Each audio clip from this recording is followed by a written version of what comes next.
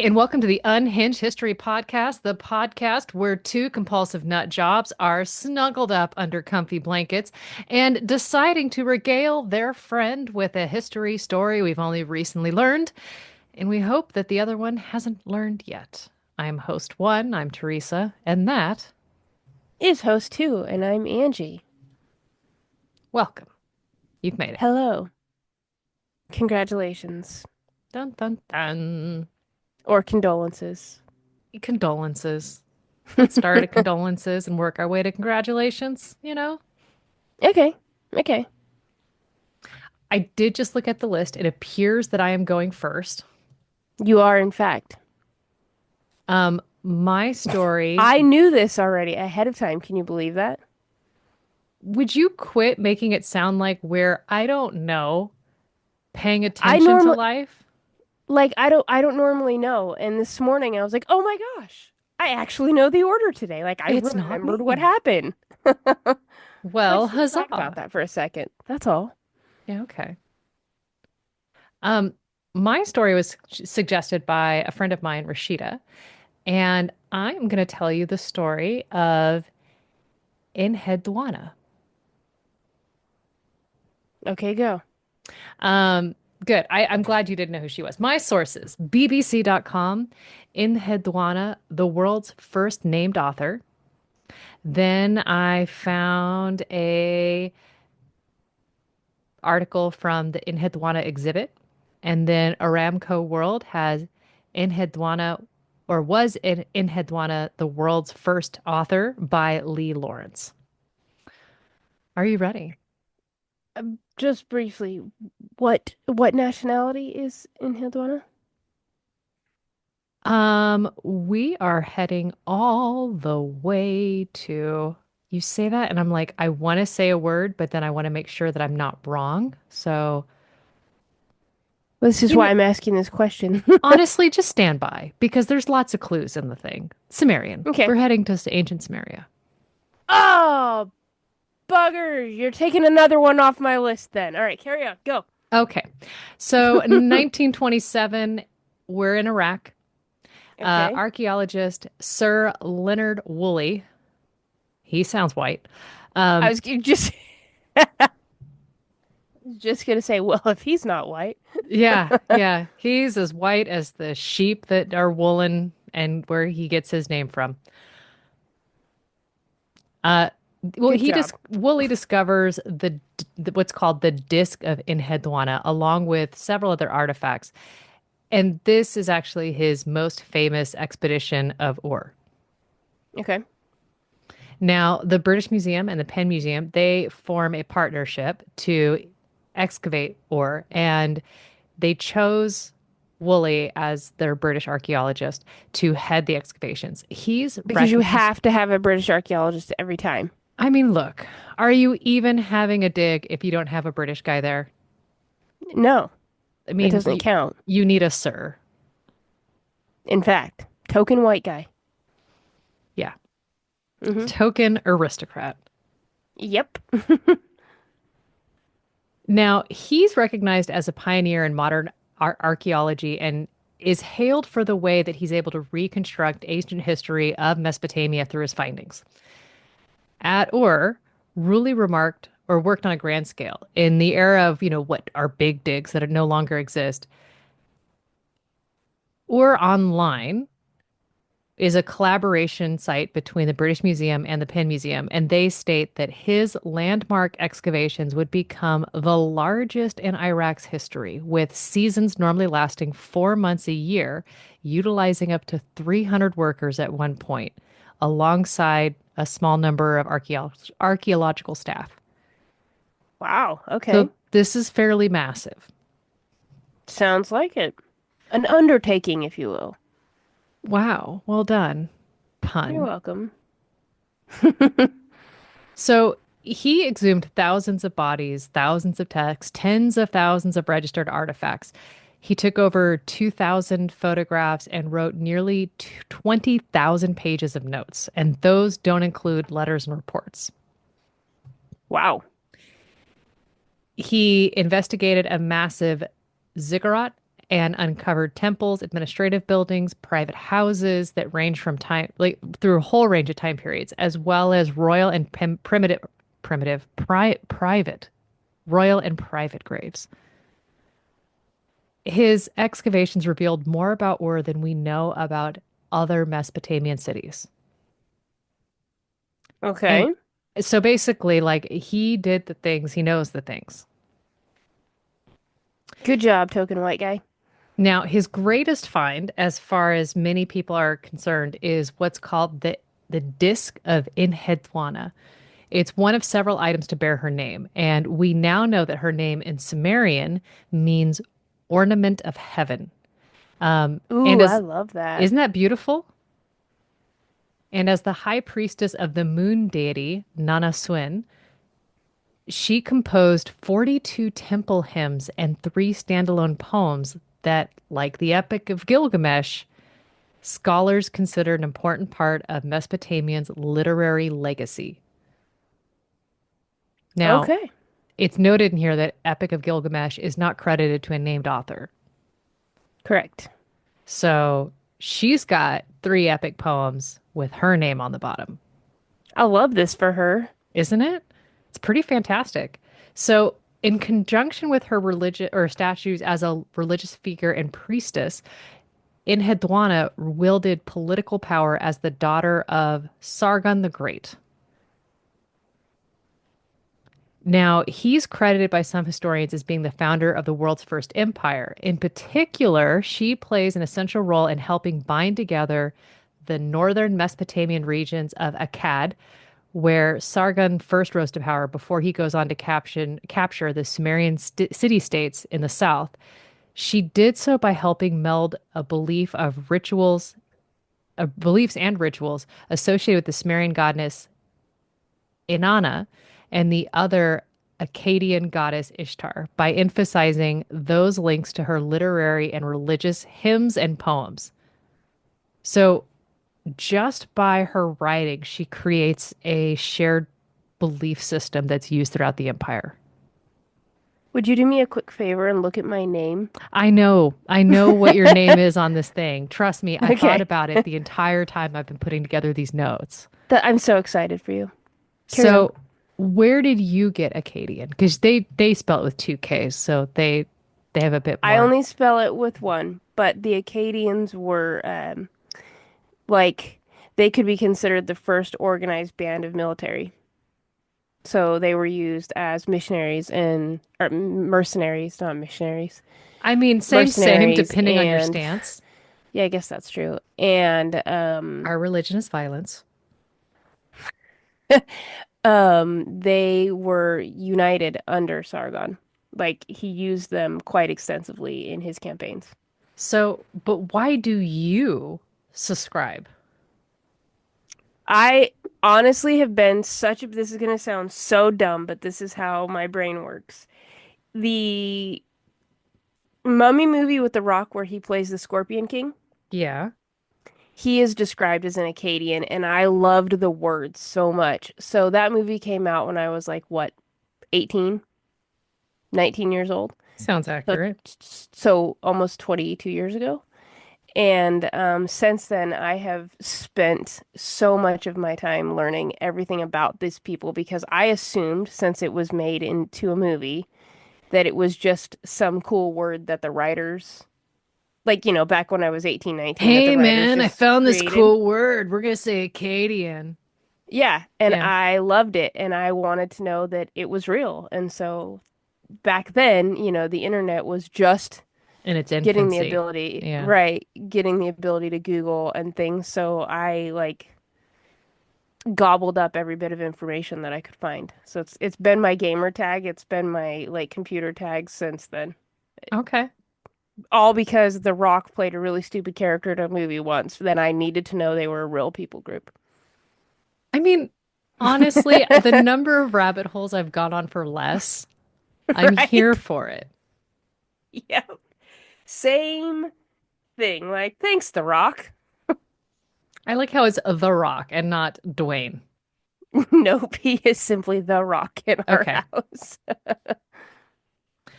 So anyhow, she ends up creating a shared belief system with these things. Each of the hymns that she wrote for the 42 temples in the southern half of Mesopotamia highlighted the unique character of the patron goddess to the worshippers of those cities. Apparently, there was a little bit of nuance that she paid attention to. And the I hymns love this for her. are copied by scribes in the temples for hundreds of years after her death. So she wrote some chart toppers. Okay, so her and all of a sudden I'm drawing a blank on the man who wrote Amazing Grace. They're in the same category together. Yeah, pretty much. Yeah. Okay. Although I don't know if I hear any of her hymns done on bagpipe, but now I kind of want to hear any of them, let alone on bagpipe. Um, That'd be pretty cool. so people who've done a decent study of her poems believe that they could hint that she had a solid grasp of mathematics, which really shocked and excited me. And that doesn't seem so much out of the realm of possibility when historians are able to trace math's origins to Mesopotamian right along the side of development of cuneiform and other writing systems. And the nerds, I love the shimmy you just did. That was fantastic. Way to do something that can be heard in an audio format. I'm here for it. Uh, Sorry, sometimes excitement is simply palpable, not audible. Fair. Um, I lost my spot. I got so excited with all of that, with getting distracted by that.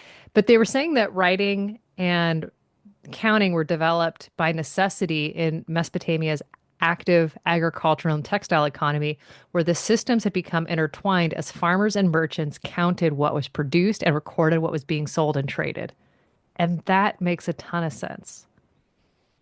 I think, isn't there, it might not be Sumerian, but there is a clay tablet that we can read today that is an actual, like, customer grievance. And I believe that's not like the only one. Like there's like a whole shelf of bad Yelp reviews that this guy had. Love this. And Love this for us. I can't remember if it's like the shop owner who kept hold of those or if it's just one person who went and just like, hey, we hate Yeah, Bob. Do you got something bad this to is say how we about feel. Bob? Because I'm making a petition. We're going to deliver this cartload of anti-Bob material. Could you imagine the manager having to respond to each of those and, and tapping out each response? Ugh, that just sounds brutal. It really does. Yep. Um, do. Okay, so the one of the things that we see, and I'll show you this in a second. So the calcite disc that you're seeing, this is the disc of Uden, yeah, Enheduanna. It dates, approximately 23,000 or 2300 BC. Um, and it depicts a scene where she's accompanied by simply dressed attendants and they're carrying ritual objects. They seem to be marching solemnly in line outside a stepped ziggurat-like temple. And they say that she's identifiable here with her circular headdress and her tiered, flounced robe. I was wondering if that's flounced is a good word because that wasn't going to be the word I was going to say. Tiered was. Yeah. How do we specifically know that they're solemn? Because it seems to me that their facial expressions have sort of been rubbed off. I honestly, I haven't looked at it under any kind of magnification. I guess that's true. We're working off what we can see on the. Yeah. So, I mean, it is what it is as far as I can. Now, it's here that they say that she's raising her eyes to Inanna, the goddess of love and war, and that she maintained her position as that priestess for 40 years until her Wow. death. Wow. Good for her. Yeah. Now, beyond Enheduanna, there's 90 some objects in an expedition that, kind of go along with her disc. And we see a lot of the ways in which women participated in the various aspects of Mesopotamian society. And I was excited by this because it showed a great visibility that I don't think I knew about that women had in this world. Um, there's a dude named Babcock who goes on to say that he, like all of these artifacts, really set the stage for Enheduanna, and that Mesopotamia was a less patriarchal than basically anywhere else. That there would have been, quote, no Downton Abbey because in this era, women could have owned property and it would have been inherited through the female line. Wait, that kind of checks. I like it. Elaborate. Well, when we think about most incredibly ancient societies, they were matriarchal as opposed to what we have once, unfortunately, which Christianity sets the tone. I mean, you experience some of the patriarchy before that, but not nearly as much, especially in the more, what's the word I'm looking for? Rules, not the word, but like the more isolated areas. You see far more of the goddess worship of the female leadership than you do in other areas and in other time frames. So it's not surprising that she would have some sort of position given the time frame. Not that they were isolated, but just given the time frame, Mm. I'm not surprised. The time period could have been anywhere from 2300 to 3400 BC. There's like some range, right? Well, there's this massive growth in Mesopotamia's urban centers and the continuing expansion that they have in producing and trading goods throughout the country, the region, everywhere. And everyone is looking for more workers, and many of these people are women. Surprise, surprise. You've got half the population. Apparently, they're available to work. Wild. And so It's this, like we have thumbs and hands and it's like stuff. we have thumbs. Hey, hire me. I have thumbs. I Thumbs and a mean, brain. but we have ovaries, so you can't put us on a train. Yeah, we can't go past 20 miles an hour. Nope. Um, but in Mesopotamia, this means that they're able to do more than the traditional roles. They're taking on religious duties, they're doing trades, ceramics, weaving, baking, animal husbandry, brewing and I've artisan never work. been comfortable with it being called that. Why can't it be called something else? Yeah, I don't know. I'd have to look into the etymology. It's fine. It's just something that's never sat well. There's like a list of things that have never sat well for you, isn't there? If I push, Yes. do you have a full PowerPoint presentation? There could be. Numa sits at the top. Fair.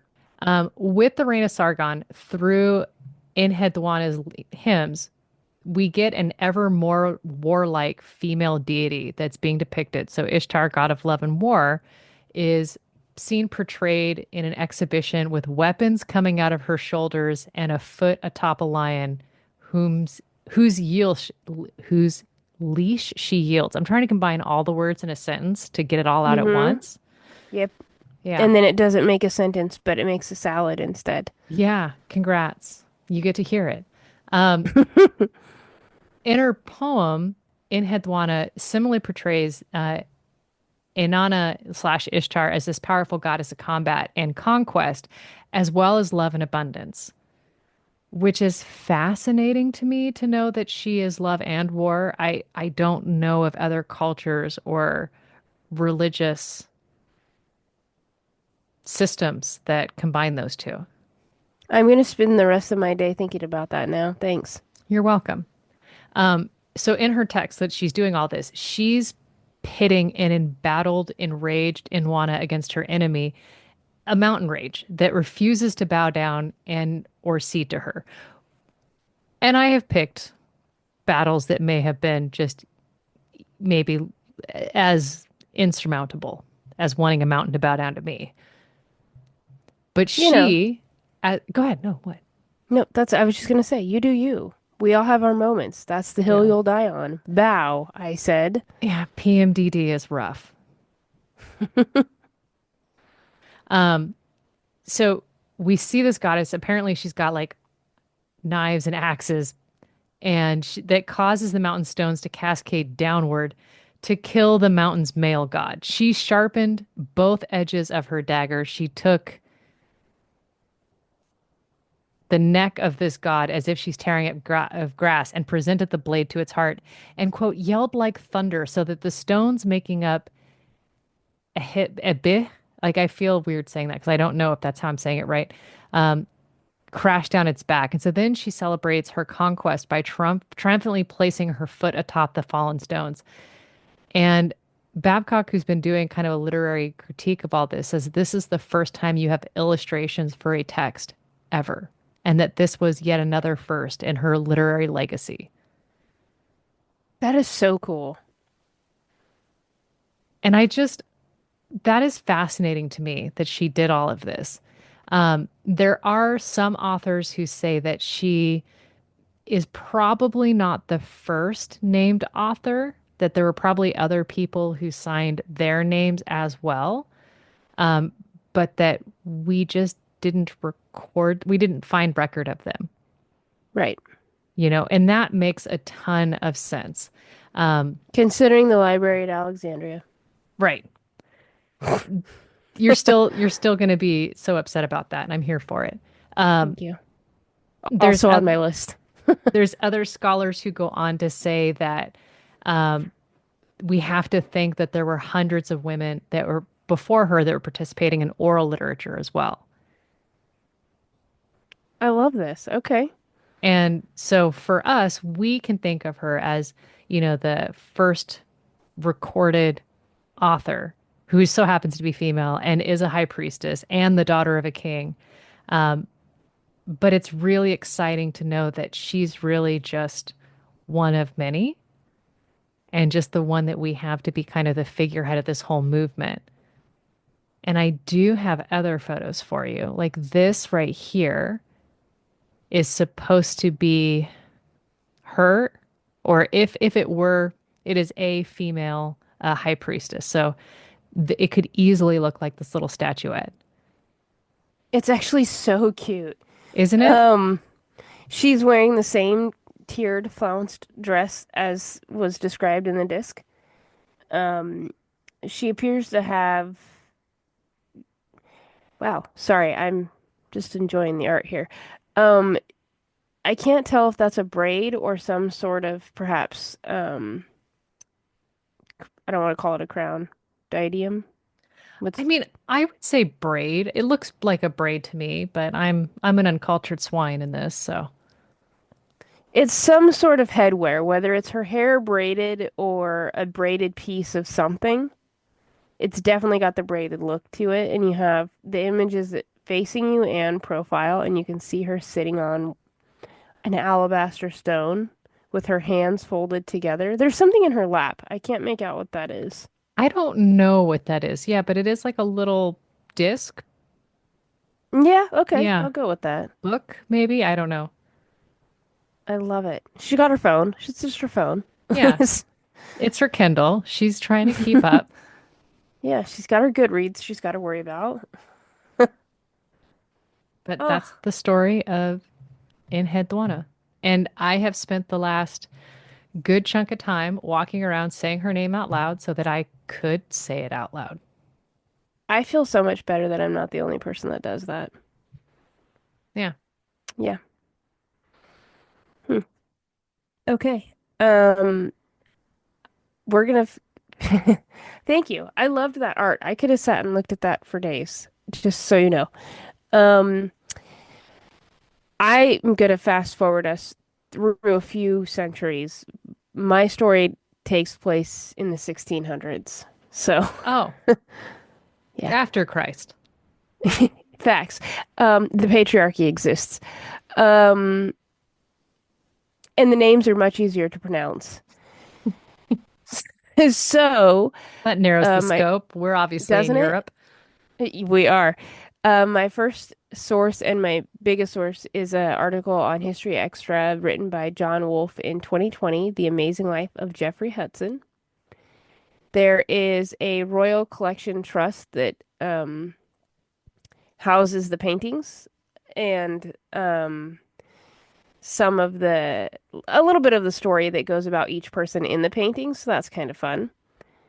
Then there is a New Zealand Herald article from LJ Charleston from August of 2019 that I just thought was interesting. I didn't use a ton of information out of it, but I'm citing it because I was kind of intrigued by it. But all that to say, evidently, I have a big love for all the court happenings of the Charlies because as soon as I learn about one person from their court, I find like 10 more people that I need to know about. So I've got you a ditty from the court of Charlie 1. Bring it on. Bring it. Okay, so Jeffrey Hudson, he is born 1619 to a poor country butcher. He possibly the butcher could have also been the bull baiter for the Duke of Buckingham, which seems likely, What but is a bull baiter? exactly what it sounds like. No, I don't know what that is. Okay, I don't have real clear understanding, but the what I understand of it is they're the ones that like prep the bull for bullfights. Okay. Do not quote me on that. This I am like going into the far Wait a minute. reaches of my mind. Don't quote me on that. It's what it sounds like. You went from, yeah, no, it's Well, to simple. me, it is what it sounds like, but I didn't spend 5 hours Googling bull baiting, but I am now. Yes, I was right. Bull baiting is a blood sport where dogs are set upon a bull in a pen or arena, the aim of attacking and subduing the bull by baiting and holding onto its nose or neck. So they are the ones prepping the bull and holding the bull so the dogs can do whatever it is that dogs do. I hate that. Now, Anyway, how do you, I'm assuming it's a different skill set between butcher and bull baiter. I think that too. So I was a little bit confused because Butcher made sense, but later in the story, it makes sense that he would have been the bull baiter for the Duke of Buckingham. So maybe he was both. Maybe there's more to either one of these jobs in the 1600s that we just are unclear about. That's kind of what I think, that it could have been a mixture. Regardless, he's born in 1619 from an area called Oakham. By the time he's 6, maybe 7 years old, the Duke and Duchess of Buckingham, they've met him and they are just absolutely taken with this boy. I have mentioned actually this particular Duke before in my Lucy Hay story, the Countess I of was just Carlisle. thinking about that, hmm truly. So I figured you would, so I just thought I would just, yes, I would let you know you were right. Um, the Duke and Duchess, they are so just taken by this child that they offer to care for him and provide for him. And seeing as how his parents are sort of in a pickle of finances, like, why wouldn't you if you could get your son out of that situation and raise them to a higher station? Like, that's what their thought is. So he becomes the ward of the Duke and Duchess. In November of 1626, the Duke presents Geoffrey to the Queen. This is Queen Henrietta Maria of France, also featured in the Lucy Hay episode. If you'll remember, the Duke wanted Lucy to spy on the Queen. Hmm. Okay. So the Queen herself sees him, meets him, and she is taken by his personality. He's kind, he's compassionate. Again, he's just a child, and she's only 17, but she thinks he is just adorable and decides she must have him because she's the queen. You can do that. I mean, You know look, what? when you were a high schooler, you met those kids. You're just darling. You're a little Kitty. flirt. Look at you, little Yep. 3-year-old, batting your eyes at me. Do you want snack? Okay. So that's pretty much what happens. After the banquet, she takes him back to her private residence, which today is where Somerset House sits. Um, but let me just take us on a little side quest for a second to sort of set the scene. She is a French Catholic in Protestant England.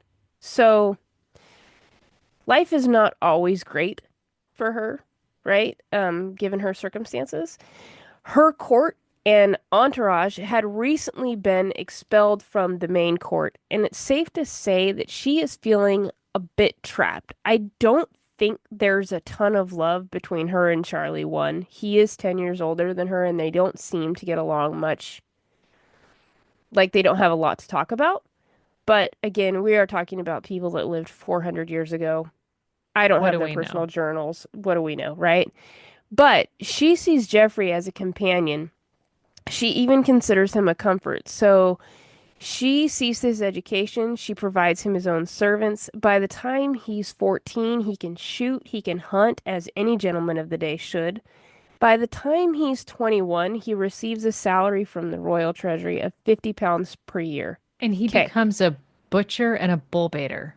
No, that's what his father was. Oh, okay. Okay. I thought we were zipping. Okay, I'm with you now. No, Life sorry. makes so much more sense.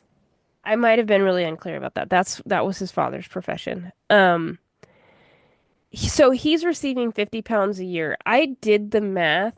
Um, I'm I was only able to go back to 1751 for this, but if it had been 1751, it's roughly $17,000 a year today. And that's on top of your room and board. Yeah, absolutely. So he's pretty taken care of, and he has a nice little allowance he's working with, right? He would attend to the queen and travel with her wherever she went. He would go on progress with her in the summer, and then he would stay with her at the winter court. She adores him so much that he sits for her paintings with her. But by the time he's 21, he's still, I think, much like George Villiers was, he's still feeling like more of a pet than a proper, like, landed gentry gentleman. Much the same that George Villiers felt before he became the Duke of Buckingham. Like, he wanted to prove himself, right? Like, I've kind of been living off this fancy lady all this time just because she thinks I'm charming. Um, I want to do something with my life, is kind of what I'm imagining him at this age. But Civil War is on the horizon, and he's thinking he might just have a chance to prove himself. It's 1642. He's in his early 20s. The Queen has been forced to flee London, so she heads to Holland, and he comes along with her. She goes to Holland to ask for more funds and ammo to help fight the parliamentarians because, right, Hmm. Civil War, you Yeah. need help. They come back. They don't come back with a ton. They have a little bit, but Holland was kind of, I think, let's just stay out of this one. On their return trip home, they stop at a small fishing village called Bridlington on the Yorkshire coast. They arrive around February 21. By the 22nd, their group is woken by the barrage of cannonballs being rained down on the village. Oh, Yeah, nice, huh? The parliamentarians, they are out for blood, they mean business, and they're shooting these cannons from their ships. So they're not even like on the land. Everyone else ducks and runs for cover, but not Jeffrey because hey, he's super fierce. He's super loyal and he sees this as his opportunity to make something of himself. He grabs his sword and his pistol and he rushes to the docks, but he never gets to fight because the parliamentarians never leave their ship. I just Thus, imagine him shaking his saber on the pier and yelling. right? This pisses him all the way off.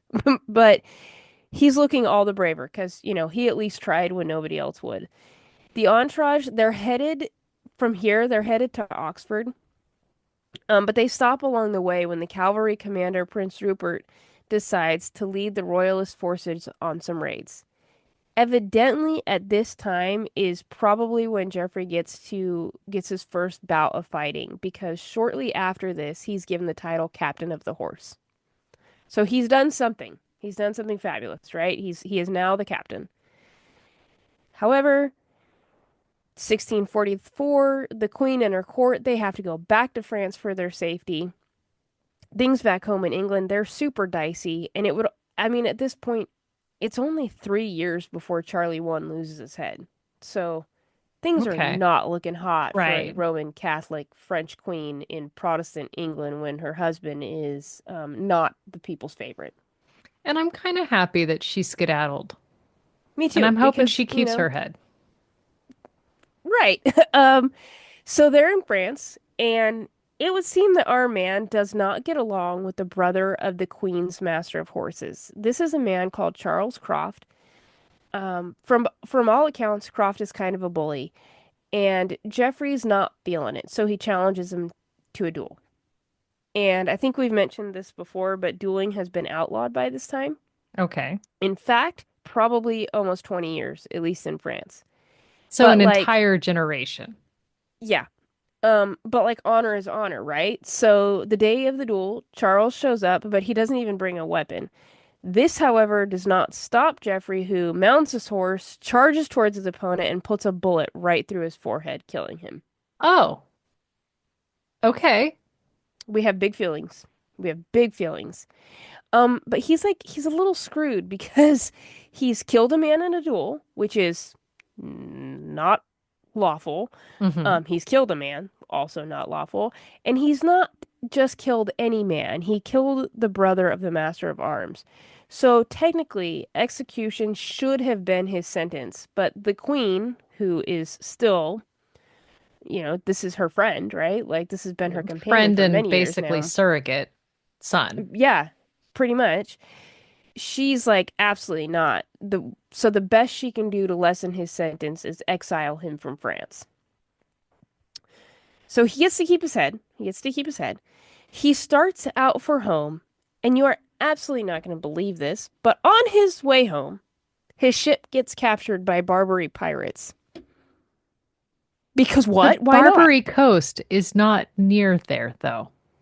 I don't know why they were anywhere near France, but there you have it. His ship gets captured. I was about to say, for a second, I was really doubting my education because I was like, my geography is so bad. I just think they were on a world tour when they came across their ship. Now, what's interesting about this may not be the first time he had actually been through something like this. Um, Earlier, when Queen Henrietta is about to give birth, one of the sources suggests that she sent him along with a small entourage back to France to bring her a midwife. Okay, so wait a minute, wait a minute. Um, I had to go back. I had to look up where the Barbary Coast was. And maybe I guess it depends. When I think France, France and England, I tend to think like northern France, right? Like the Calais kind of area. But this could be northern Africa. Think right across the Strait of Gibraltar, Morocco. could have been. I So, don't know where they were staying when they were in France. So either way, you're gonna have to get on the water. yeah, I mean, it doesn't make a ton of it makes sense. It doesn't make a ton of sense. Maybe they were enjoying the Mediterranean, you know? Yeah, and maybe they went through the Strait of Gibraltar, which would put them near Algeria and all that. Okay. All right. I mean, Yeah. I still have questions. Hey, well, I don't have this particular answer for you, but what I will tell you is that one source suggests that when Queen Henrietta was getting ready to go into labor, so this would have been some years before, his boat had actually been attacked by pirates, but simply plundered. So this would have been time number two that he's had to deal with piracy. Okay. However, this time they don't let him go. They take him and they enslave him for the next 25 years. So he's No finally had one to do a day of hard labor. Yes. No one knows anything about his time in captivity. But by 1669, we know he's back in England. He's hanging out in the county that he was born in. He's about 50 years old, and not long after he arrives home, the queen passes away. Now, remember, she was raised Catholic and raised him as such. This isn't a great look for him now. Um, Mm. Not that it ever really was, but you know, England is England and it's going to do what he's going to do. And for whatever reason, he decides he needs to head back to London. And he is immediately recognized as a member of the former Catholic Queen's household, thrown into jail where he stays for at least the next 10 years. This has been a rough period. He went from having a Yeah. rather gilded childhood. To his adulthood just being the worst, right? He's released sometime after the 10-year mark, and he dies as an outcast and buried in an unmarked grave in 1682. So that is the story of Jeffrey Hudson. Do you want to know what makes him so incredibly special? Yes. He lived this entire life at no point ever being over 3 feet 9 inches tall. You could have mentioned that earlier. No, because, and this is why, I have spent a great deal thinking about how stories are framed and how we see history through our own lens.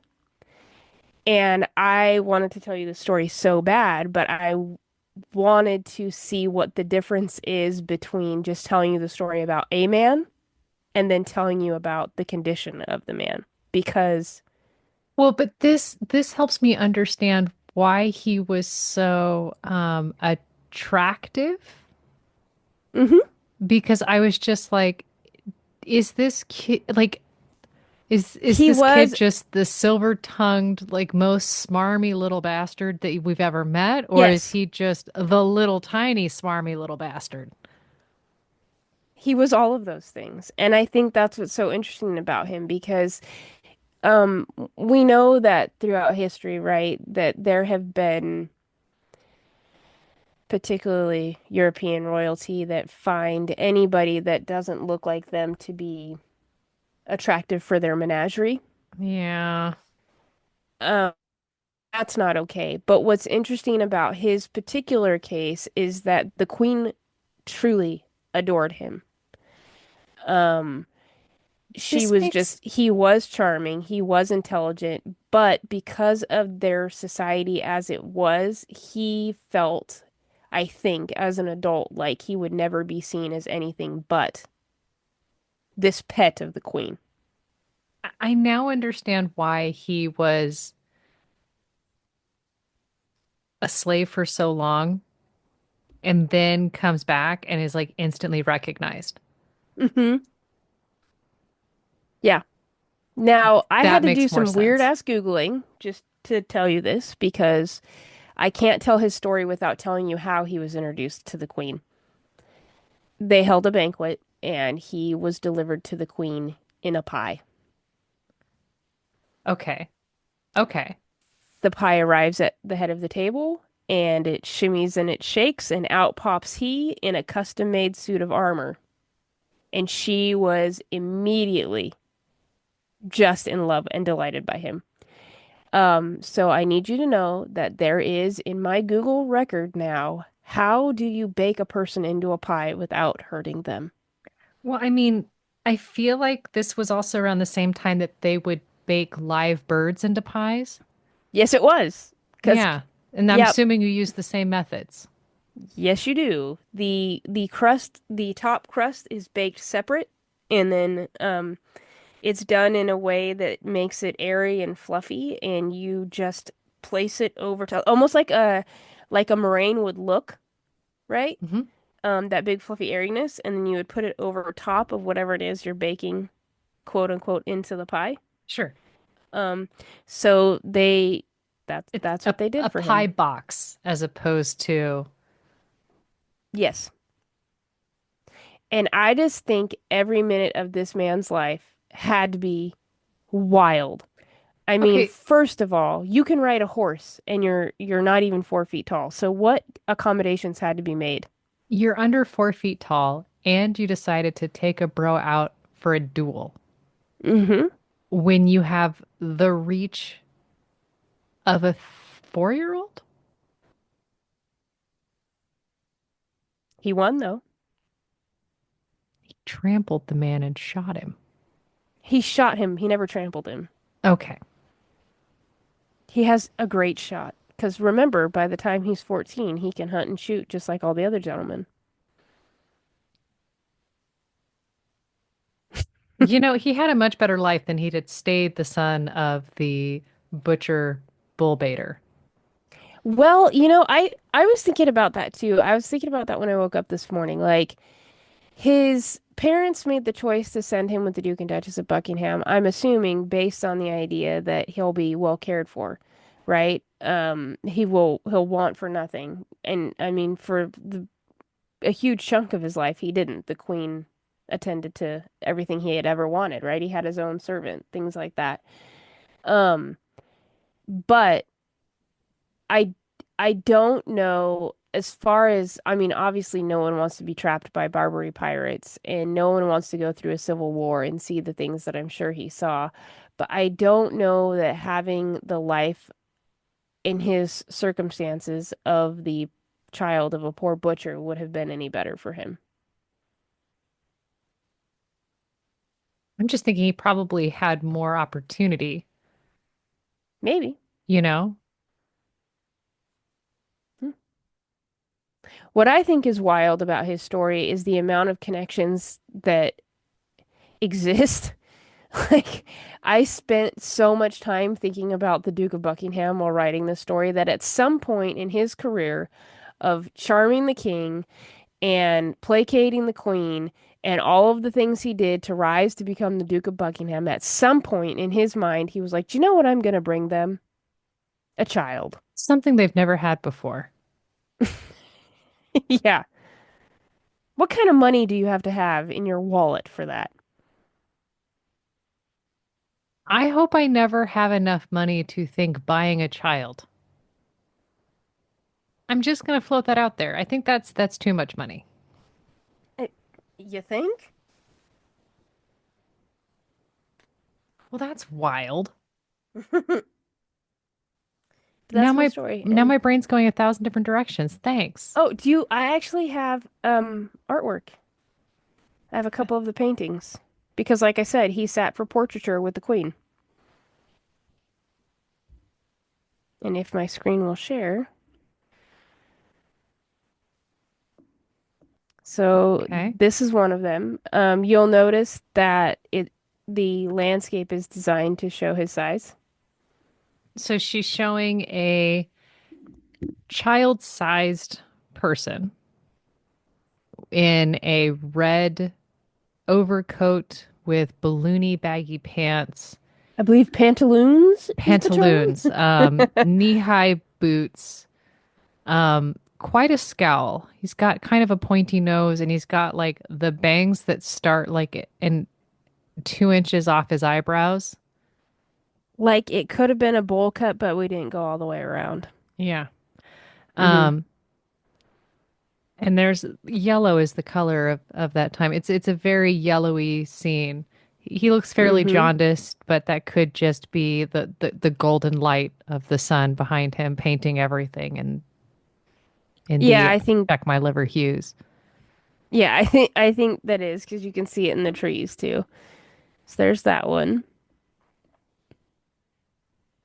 Okay, so now we see he looks very childlike next to the I queen. think he was a child in this picture. I think he Okay. was still fairly young. I don't think he was probably more than 15. He looks like he's in the same outfit as the one before, but he's standing next to her in this very flowy blue gown and an obnoxiously small head. Um, The she has queen? the Yeah. queen has an obnoxiously small head. It looks like she's yeah, it's like it's been shrunken. Compared to the coat, it looks like she's wearing that winter coat your mother put on you when you absolutely did not want to wear it. Yeah, and it Yeah. she bought it that size so you could wear it for a couple winters. She's gonna get her use out of Hmm. it. Yep. That's what That's that the dress one. looks like. And then there is a drawing, black and white, where it looks like Jeffrey's next to a That's king, Charles one. Charles one. Okay. Hmm. In the one next to Charlie one, he's knee high to Charlie one, but you have like the full royal gown and crest on his chest and the whole nine. I think it's interesting to show that in both of these, like, they're both kind of heartbreaking photos because clearly the queen, um, she adores him and she spends a lot of her time and her energy on his education and his upbringing and things like that. But I don't know that she fully understood the capacity of humanity that this young man had. Because if you'll see in the painting, like in both of these paintings, they still show him as a plaything. Like he has Yeah. got a monkey on his shoulder with the queen. And as standing next to the king is made to look so much bigger. Well, standing next to the king, but I don't know if standing next to either one of these is the right thing. Standing slightly behind. Hmm. And that's probably a visual device to show their superiority to the other people in the painting, to Yeah, I put think them so. at the angle. But it's still, I mean, I feel like relative size could also accomplish the same tactic.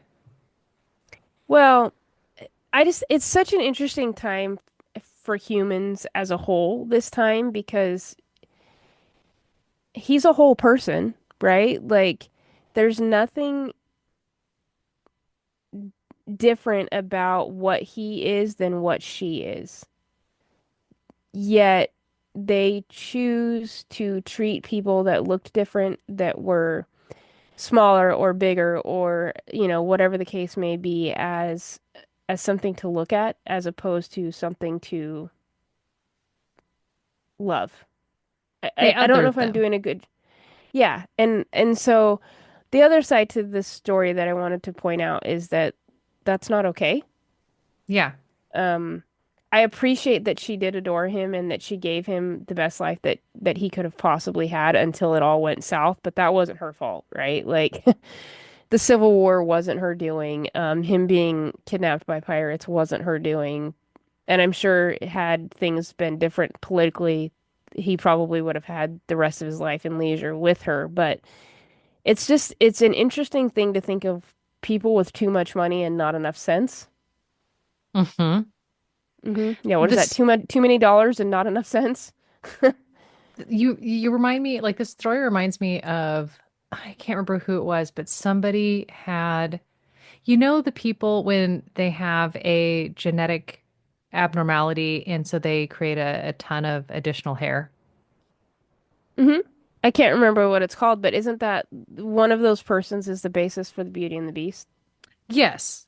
And I think part of that, like that whole basis of that story, is from a boy with that who somehow finds his way at court through the same kind of Hmm. situation as Jeffrey Hudson here. And in the process, like, is given a wife from the queen, but the queen does it to basically punish one of the members of her court. I'm Man, marrying you to this okay. beast kind of deal. And I know just enough to the story to really bastardize the entire thing. So I've got that going for me. Hey, you know what? You know enough of that story to bastardize the entire thing, and I know about the Acadians because of The Rock. So Okay, you know what? Fair. Fair. we got that going for us. So if you'd enjoyed our unhinged tales of the crazy little bits that we've just been compulsively reading about, rate, review, subscribe. Come join us next week as we're going to do this again because that's what we do. That's how we're deciding to spend our Fridays with you. And on that note, goodbye. Bye.